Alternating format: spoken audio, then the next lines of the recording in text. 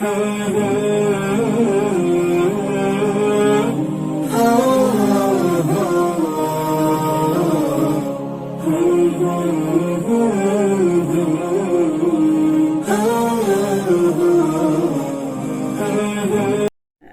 العباد کی اہمیت اس حدیث سے بھی پتہ چلتی ہے۔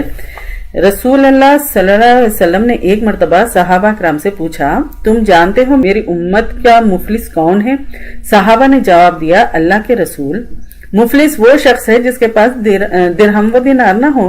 تو آپ نے فرمایا، نہیں، میری امت کا مفلس وہ ہے جو قیامت کے دن نمازیں، روزہ، زکوٰۃ، حج ادا کر کے آیا ہوگا، لیکن ساتھ ساتھ کسی کو گالی دی ہوگی، کسی پر بہتان لگایا ہوگا، کسی کا مال کھایا ہوگا، کسی کا خون بہایا ہوگا، تو اس کی نیکیاں ان میں تقسیم کر دی جائے گی جس کو گالی دی، خون بہایا، مال کھایا، بہتان لگایا ہوگا، حتیٰ کہ اس کی ساری نیکیاں ختم ہو جائیں گی، لیکن اس کے ذمے ابھی دوسروں کے حقوق باقی ہوں گے، تو ان کے گناہ اس پہ ڈال دیے جائیں گے، اس طرح اس کو جو ہے سو جہنم میں ڈالا جائے گا۔ یہ صحیح مسلم کی حدیث ہے، یعنی اللہ کے حق کے اعتبار سے کمپلیٹ ہے۔ جب اللہ کے حق کو کمپلیٹ کرنے کے بعد بندوں کے حق پہ آئے گا، جو لوگ وہاں کھڑے تھے، یعنی وہاں پر آخرت کے دن، یعنی قیامت کے روز، اس دن حساب کتاب کے دن جب کھڑے ہوں گے، ابھی ان کا حساب نہیں ہوا تھا، وہ کہیں گے، یعنی اس نے مجھے گالی دی تھی، تو اللہ کہے گا فرشتوں سے، جو یہ اللہ کے حق ادا کر کے آیا ہے، اس کی نیکیوں میں سے اس شخص کو دے دو جس کو اس نے گالی دی تھی۔ دوسرا کہے گا، مجھے تکلیف پہنچائی تھی، میرے ساتھ برا سلوک کیا تھا، اسی طرح جس بندے کے ساتھ حق ادا نہیں کیا، اس کی ساری نیکیاں جو ہے سو دے دی جائیں گی۔ رزلٹ کیا ہوگا؟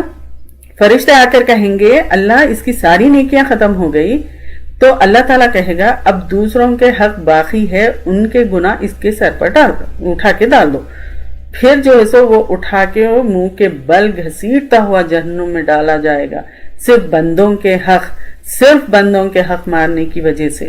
اللہ رحم کرے، اپنے آپ کو انالیسس کریے، پیچھے سے ذرا سا گاڑی کو دھکا دے دیے، کسی نے تو فوراً جو ہے پلٹ کر گالی دے دی، خیال بھی نہیں کیا۔ یہ اکثر مردوں میں ہوتی کہ گاڑی کو دھکا دے دیا کہ گالیاں شروع کر دیتے۔